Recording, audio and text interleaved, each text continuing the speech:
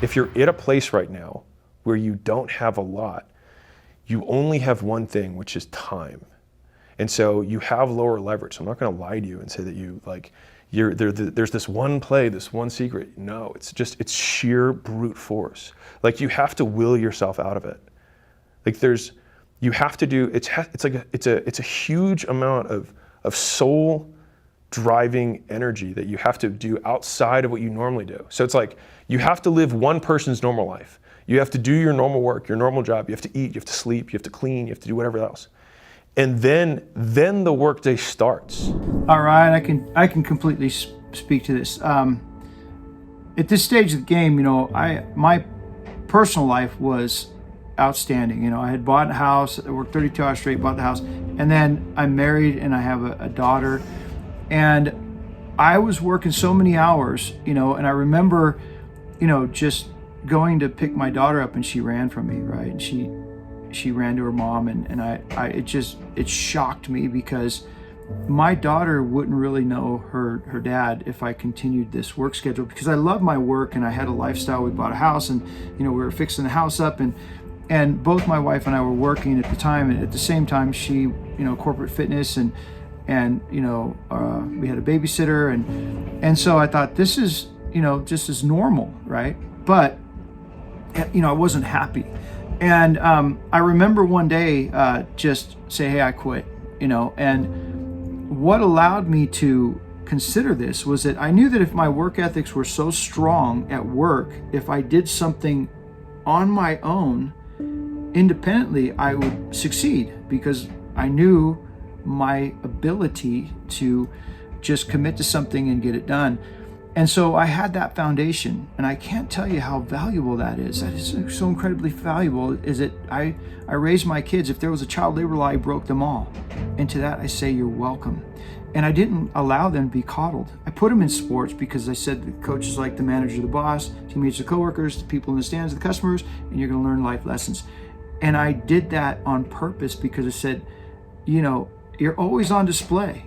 You're always on display. As a tradesman, I was sought after. The dispatch would call me and say, hey, they just want you, and I got the job done, and I enjoyed my work. And a lot of my guys, my crew, they'd spend more time looking for the tools and,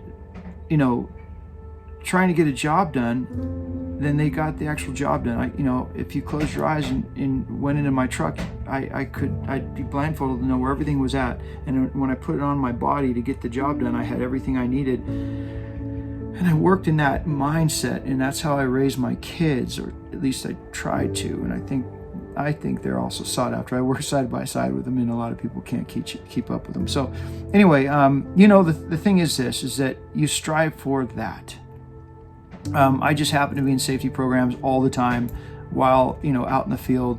And then I remember somebody came to the job and they dropped a box off of these, thermos mugs at Logo, and it was like the whole job site came, and it was just like, wow, what is going on? And it really impressed me. It was part of the safety program, and it was part of, these Logo merchandise things. And I said, I can do that. I can be a safety consultant, and I can, create this kind of environment where, people would hire me and then buy from me not just the products, but also the safety programs and putting things together. And I went after the construction companies that I'd already been working with, who I had a reputation with. So it was easy to pivot and make that transition and work from home. So then, I got very fortunate, and I started doing some jobs for my wife, who was a fitness instructor at the time, and they were building out multi-million-dollar fitness facilities at these big, huge corporate campuses, and it improved employee morale, it reduced absenteeism, it reduced injuries, right? If you're physically fit to do the job, if you're working in the warehouse, whatever it might be. And we created a line, at these corporate fitness facilities, because people didn't want to leave the cubicle, right? They weren't accustomed to, fitness, but they got to do things that they love to do. They had softball teams, volleyball teams, they had basketball teams, they had, it was just so phenomenal to see this kind of play out. And again, it's nutrition, okay? They were teaching them nutrition, physical and social activity every day. That creates an amazing company culture. So I was glad to be part of that wave of corporate fitness, and competing with the other, corporations and being a consultant in that regard.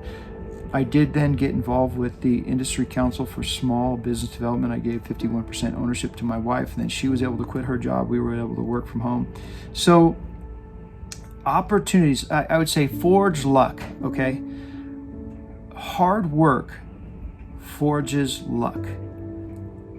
Opportunities present themselves. It doesn't happen sitting around watching Netflix, okay? This is the dilemma that we're having now. The mental health issues that we have now are our youth is they're sitting in front of a flat screen and they're hearing about all this motivational stuff and start this side hustle and this side hustle, but yet they don't have the work ethics. And that's what Alex is going to talk about. And I hope that this reaches your heart and your mind.